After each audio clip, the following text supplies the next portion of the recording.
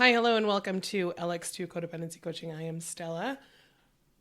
It is kind of like cold warm, which is silly, but Albuquerque is very weird right now. Not as cold as it usually is, but not as hot as it could be, I suppose.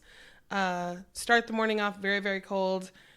Don't need a jacket by the end of the day, so which is nice. Had a hard time today with picking a topic because sometimes I just don't have anything to talk about. Then I started thinking, and so I got up and I walked around and I was looking at some books that I own. And I own a lot of books related to a lot of things. But I did find a topic and we'll just see what happens. Water. I was talking to a client recently who is getting ready to retire, which is so exciting. And they were trying to figure out what to do next. And as he was talking about how, like, in school, there was always like a next step. It was already planned. And he observed, his father and his brothers and what they did with their lives and career and all the things. And he's at this place where he did all the things, quote unquote, the things that you need to do in the way that supposedly life goes for a man, who, is a provider and a father and a husband. And now he's at this place where his job as a father is done. His, life as a husband is, good and solid, all the things. But his life as a worker is also done. He really did, he chose a career in a job, has a pension, does the things. And so he's like, I don't know what to do next. Like it's not there for me to do. And the models that I have looked at or looked up to are not there. And so I thought about this idea of the models, right? I remember saying to a friend of mine years and years ago that she was the model for what amazing looks like. And I said that in a season in her life when she had overcome some really challenging, significant things, and really worked through those hard times, right? And so when I said it, I was like, for her daughter specifically, she is the model for how to do this in a resilient, graceful, way. And obviously at that time, she had just gone through some really hard stuff. She and I have been friends for a long time. We continue to be friends.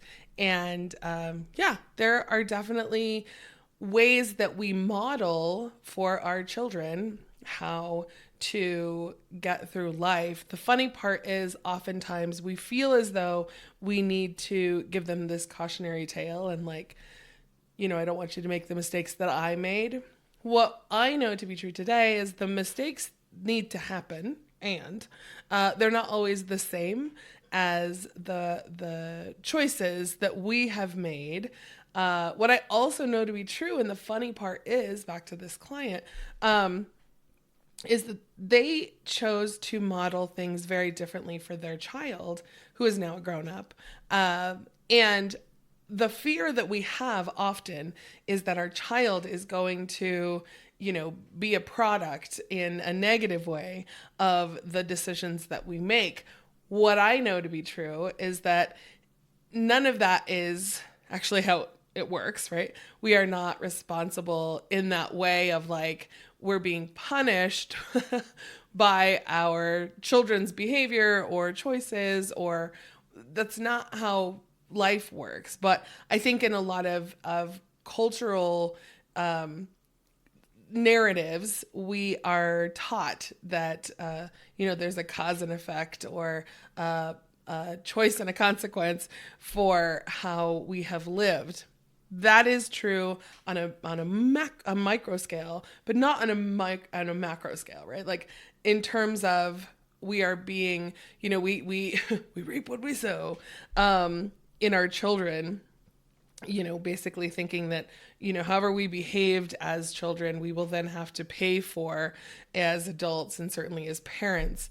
What we forget is that we are given a certain set of circumstances, some of our own choosing, and then we do it differently, right? And so oftentimes when I am getting history from a client, I'm asking like who they are for sure, but also where they came from and who their parents are or were, and what they learned from those experiences. And so this idea of modeling or basically behaving with the intention of teaching, right? Showing people how to do their emotions, if you will, or, a work ethic, or how to interact with a partner. Like, we model all the time without even thinking that that's what we're consciously doing. But little kids are paying attention all the time, as evidenced by how many are like, oh my God, he just said the thing that I didn't want him to say, right? But we model for our kids all the time. And we have this fear. It's been my experience, and certainly in clinical work, that parents are often afraid that they are going to create some kind of unhelpful behavior that their kids are going to do the same things that they did, and that sins of the father, sins of the mother way. I had another client recently who was like, my teenager is very much the way that I was, and I'm definitely, getting payback for my choices and behavior. And I was like, well, I don't think that's true. I mean, I think there are some personality traits that are definitely inherited. I also think there are some personality traits that express differently, certainly based on how we behave. For example, I am incredibly strong-willed and stubborn, as is my daughter. And should she choose to procreate, like, her kids might also be that way, both from her and her partner. But it isn't that we are, our behavior is coming to bear. Like, it is that we model for our littles how to behave. And certainly, the client who was talking about, like, I watched my dad and I watched my brothers, and I thought I was doing the right thing, and he did. But then he's like, I want something different for my child. And so I think about this idea of like how we model behavior, either resilience or, work ethic, like I said, certainly how to deal with difficult or challenging things. When I ask a client, like, what was your experience? What did you observe at home? Then they start to recognize, oh, I get that trait from my dad, or I get that trait from my mom. And when we think, or my grandparents, or, my older brother, whatever, when we think about how we want to evolve, there is a conscious choice aspect, and then there is an environmental aspect in terms of like how we chose to do things differently and how we chose to do things similarly. We recognize that our kids are a product of all of those things, and then their own experience and nature. And it's interesting when we think about how we often, and I think I've talked about it before, like sometimes we'll tell ourselves a story in our head of just like, well, that's how my dad was, so that's how I am. And, that's how it works. And I have told myself the same story. I am definitely Frank's daughter. In a lot of ways, but I'm trying to figure out, like, is that because that's what he modeled for me, or it is just our nature as Martinez kids to do certain things. We giggle often because my nieces and my nephew often, have the same or similar traits to the Martinez kids. And liking cheese is one of them, but also cheese is just delicious. So I feel like that's, kind of a given. But there's a curiosity, there's a level of intelligence, a desire and strong pull towards learning and curiosity. That's a Margarita trait. As I told you, she asks a lot of questions. But it is one of those things that it was modeled for us, right? I'm getting ready to get my nephew a birthday present. His birthday is the day after mine. And kid loves cars. I think I mentioned that before. And I loved encyclopedias. Like, I think I've also mentioned, I was in trouble a lot. So I read a lot because, what else are you going to do when you're stuck in your room? And so I read a lot of the encyclopedias, which filled my brain with a lot of information. And so I wanted to get him a car encyclopedia, which there are several. Super excited about that. But really recognizing that like our kids, and certainly, as I look at the next generation, my nieces and nephews, I do have a grandnephew and two grandnephews and one grandniece. But we model for them the things that we want them to learn, sometimes, like I said, in an unhelpful way and sometimes in a helpful way. But when we recognize the importance of and value of consciously thinking, okay, that little is observing me. They are paying attention to what I do. And I, want to be obviously the best version of me. Can't do that always.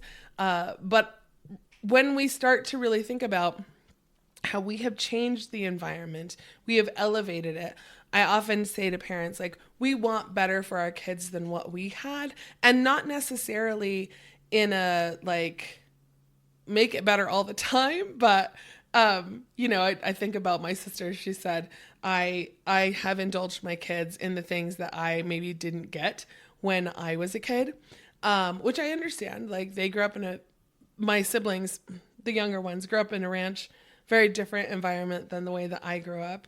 And her kids are definitely growing up in a different way than she did. She grew up on the ranch. And, for my daughter, like I made conscious choices to have different experiences.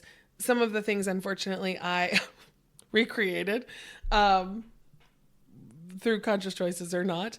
But when we think about how our ability to change our kids' environment, right? Change the experiences they've had in a positive way, in that conscious, really making choices to make it different, we start to recognize that we create a different environment for them. Are some of the behaviors the same? Sure. But are some of the behaviors, because that's just who they are, right? When we choose to partner with someone and make a person, like their DNA and their experiences and their behavior also influence what our kids are going to do. And so I think about how I made a conscious choice. And I think I shared with you guys, like I forgot that 50% of the DNA for my daughter is someone else's. And so I can't take full responsibility for all of the good things and all of the bad things, even though I was the nurturing environment. There's 50% of the DNA I don't have any control over.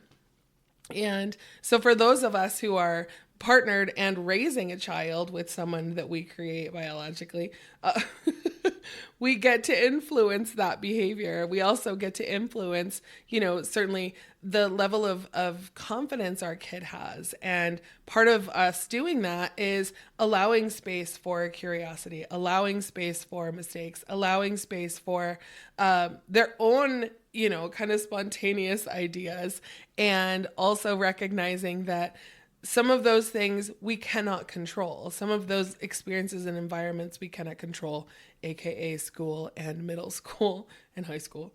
They're going to have lots of other models. They're going to have lots of other exposure to things that we aren't there for, right? And so it's helpful to build helpful communication. It's helpful to have conversations at the dinner table or wherever that, that's different at so-and-so's house. Their parents do things, differently than we do. I'm so blessed and fortunate that my daughter had some friends who lived, a couple streets over, and their house was so different than mine, and she's still really good friends. They're like best friends. But I'm grateful for those parents who exposed my daughter to other things, right? That were positive and helpful and definitely different than the house she grew up in. And so they modeled for her a different way of looking at the world. And so it is our responsibility, certainly as the adults in a child's life, to make, again, conscious choices on what we want to model for them, but also acknowledging that, like, we get to teach our kids that mistakes are okay. We get to recognize that when their heart is broken, and it is the most devastating thing when our child experiences their first heartbreak, just to be present and be like, yeah, this hurts, and it will not always feel like this, right? It will not always be this hard or challenging. When they are disappointed for the first time, they will be disappointed often, by the way. No, we cannot go to, whatever fast food restaurant every night. But being able to be there and maybe soften the blow a little bit by going, yeah, sometimes I'm disappointed too. Like, we model for them resilience. We model for them emotional awareness. I'm so grateful when I work with clients often and, I ask them, okay, so this is how you were raised. This is who you are. This is how you raised your kids. And now you get to model for them how to do it a little bit differently. Had a client recently who was talking about how, she felt emotionally stunted or like not the best at doing the thing that she does, right? She's like, I'm critical. I'm very direct. I'm blunt. I don't necessarily like consider how to say things a little bit differently or with finesse. And I was like, which of your kids is like you? And she started thinking about it because they're all, either late teenagers or in their 20s. And she was like, oh, they all are like me. And I was like, well, that's not the worst thing, right? But it's helpful now that we're learning this, maybe new language of emotions or how to express things in a more helpful way. Like, you get to model that for them. And she was like, yeah, I probably should work on that. And it was great. It was awesome to be able to see, I ask clients like, what's working for you and what do you want to change or make better? And so we practice it in my office, and then they get to go out into their experience and model it differently, right? And I tell them often, like, it's a good idea to have a conversation. Hey, I'm working on this skill. I want to show you what it looks like. So if you see me behaving differently or moving in a different way, that's what it is, right? But it's really kind of fun for me to build a skill set in a human being, especially one who is struggling, and then to see how that ripple effect then starts to kind of infiltrate their family experience or, the way that they're doing things. And part of it is modeling, right? So I have to practice on a regular basis, not just using my skills, right? But recognizing in that conscious way how I show up in the world. The world is weird right now. Like, we've talked about it, and I don't want to belabor the point, really recognizing that, like, there's a lot of heaviness and people are sad. People are scared. People are frustrated. People are overwhelmed. But then people are also thriving. People are also getting, better. They're dealing with their trauma or their grief or learning skills to manage their anxiety. And when I can sit with someone, especially who's been really struggling because of all the things that are happening, what I take them back to is like, okay, one, what can you control? Two, how do you do this differently for your little or for the people that you are around? And how do you model for them? How do we get through this together, right? How do we take care of the people that we care about? And even just because we care about people, we're caring about like the larger, more global situation. But how do we do that, right? We're modeling for people all the time. It's funny, haha, and interesting. I was talking to my daughter and probably my son-in-law, and we were talking about how Margarita would do these like service projects. And I was like, yeah, Mom would, we would do either something for a shelter or something for a community, and we would make like goodie bags or whatever. And my son-in-law was like, good on Margarita. That's amazing. And I was like, yeah, she modeled for us how to care for our neighborhood or our environment. And I'm super grateful for that. I'm super grateful. And my dad did some, similar things in terms of like getting food together, or yeah, it was something that was a value for them. And so it's how we lived, right? And I talk about values often. And I think I've shared with you, like, doing the values card sort was super helpful for some clients where they're like, I just feel like I've lost myself. And so figuring out how to reconnect them with their values, and then how to model what they believe in truly, what motivates them, what keeps them grounded, what really expresses who they are, then they get to model that in their community. I talk about using my reusable bags, or not using single-use straws. Really going, okay, that's important to me. Let me just do it. I don't do it for show. It's not performative. That's really just how I live. But also recognizing, like, I remember actually that friend of Luna they had a little sister. He had a little sister, and she came over to the house, and it was really funny. I was just, doing things around the kitchen. I was putting things in the recycle, and she's like, "What's that for?" And I was like, "Oh, that's where we put the recycle." And I was like, "Yeah, helps keep the environment clean, and some certain things, we can do to like manage our single-use plastic and this and that and whatever." She was little. She must have been like 7 or 8. And she was like, "Well, who makes you do that?" I was like, "Nobody." We get to choose. Like, that's how we do that. And it was just really funny because she was like, "Oh, you do this on purpose, like, because you want to?" And I was like, "Yeah." And so it was just a different environment, but it was an opportunity to model for her, something that she didn't grow up seeing, which I think is great. And I just remember she was like, "Nobody makes you do that?" And I was like, "No." But here's the cool thing about being a grown-up. There are some things we have to do, and there are some things we get to choose to do. And it doesn't always feel like there's a lot of freedom in being an adult, but there is. And we get to model that for kids. We get to model how to manage our bedtime, manage our diet, right? In terms of what we value, like in terms of exercise or whatever. Those are things we get to model for them, and also get them to participate in if that's what we choose.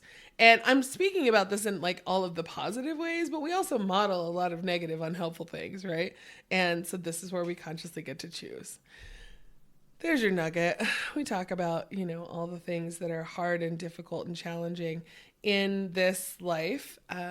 But when we start to recognize we have some agency, and we get to choose a lot of things, we get to choose and make meaning of the things that are important to us, and we also get to foster and show the example for what we want to be positive and good for our littles, and we get to model that. So there's your nugget. Yeah, finding topics is a little bit challenging lately. And there was nothing like really glaring or blaringly obvious, either loud or visually in my experience this week. Right now I'm just like getting my head down and trying to get things done. So there's your nugget. I hope you enjoy it. Please let me know if there's something you want me to talk about, right? You can reach me at lx2.cod.coach@gmail.com. You can find me on all the socials doing the things. I am not making as much content just because work is super heavy right now. And so I just get up, I do the thing, I come home, I hang out with a little tiny dog, and I'm just keeping my head above water. And I know that the rest of you are too, and I'm super grateful for all of you that engage and reach out. It's helpful. We'll get through this together. I'll talk to you soon.